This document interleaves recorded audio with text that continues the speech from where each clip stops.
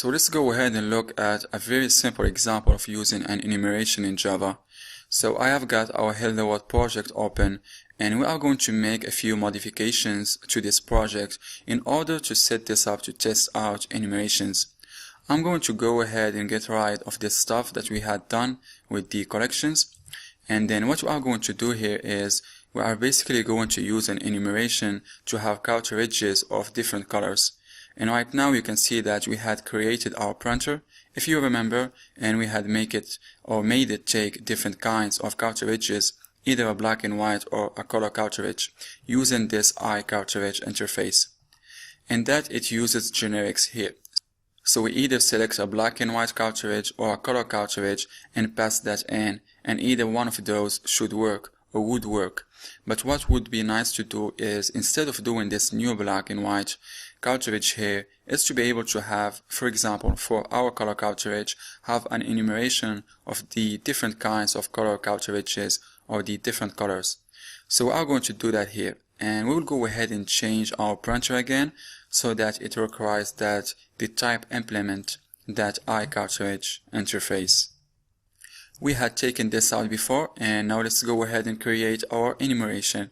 So what we are going to do is we are basically going to change this color cartridge to be an enumeration type instead of just a class. So we could have created a brand new enumeration. But what we are going to do here is we are going to convert this so that the color cartridge is going to be a little bit more useful. And we are going to go ahead and leave these methods on here, but we are not going to do anything with them just yet. We are going to try to treat this more as a simple enumeration. So I'm going to change this from class to enum. And you can see that I can still implement this iCartridge interface. Now it's giving me an error here because I need to actually have some types in my enumeration. Now remember, an enumeration is a collection of types. Typically in Java, we will name the types that are in that set in all capitals. So let's go ahead and do some cartridge colors. We will do red, blue, and then green for now.